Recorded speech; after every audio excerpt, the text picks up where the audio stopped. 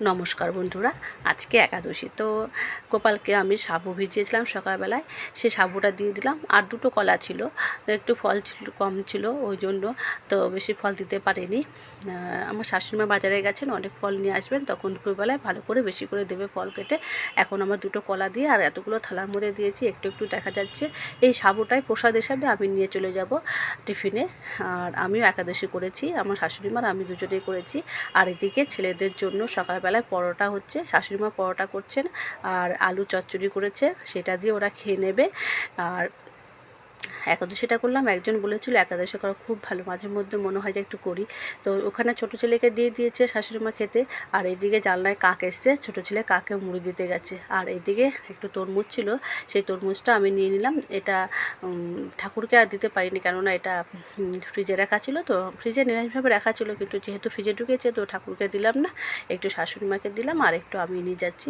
আর এইদিকে সয়াবিন করছি ছেলেদের জন্য দুপুরে, এটা নিরামিষভাবে করব, কেননা আজকে যেহেতু একাদশী করছি, গ্যাসটা মোছা আছে, ওই জন্য আর পেঁয়াজ রসুনের ছোঁয়া লাগাবো না, এই জন্য।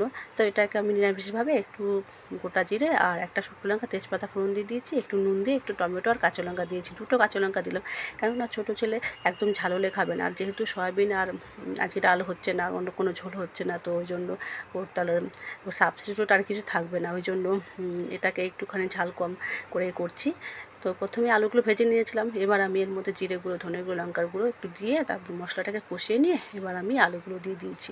এর মধ্যে আর একটু কাশ্মীরি লঙ্কা দিচ্ছি, কেননা লঙ্কার গুঁড়ো একটু কমই দিয়েছি। আর বড়ো ছেলে আবার কালার পছন্দ করে, তার জন্য একটুখানি লঙ্কার গুঁড়ো দিয়ে দিলাম, কাশ্মীরি লঙ্কার গুঁড়ো আর কি। তো এবার আমি সয়াবিনগুলোকে ভালো করে নিংড়ে, এটা আগে থেকে সেদ্ধ করে রেখেছিলাম, একটু নিংড়ে তারপরে এটাকে দিয়ে দিলাম আলুর সাথে, ভালো করে কষিয়ে নিচ্ছি।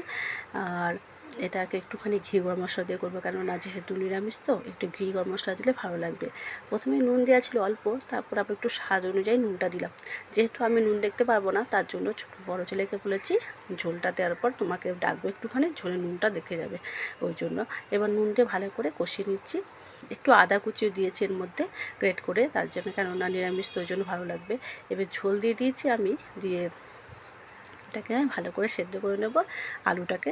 সয়াবিনগুলো সেদ্ধই আছে, তো আমার সেদ্ধ হয়ে গেছে। এবার আমি একটু গরম মশলা দিচ্ছি আর একটু ঘি দিয়ে দিচ্ছি, একটু ভালো লাগবে খেতে। কালারটা কিন্তু ভালোই এসছে কাশ্মীরি লঙ্কার গুঁড়োর জন্য, এটা কিন্তু অতটা ঝাল হয়নি। বড় ছেলে খেয়ে দেখেছে, ছোটো ছেলেও খেতে পারবে। তো কেমন লাগলো ভিডিওটা? যদি ভালো লেগে থাকে তাহলে অবশ্যই একটা লাইক ও শেয়ার করে দেবেন। সবাই ভালো থাকবেন, সুস্থ থাকবেন, সাবধানে থাকবেন।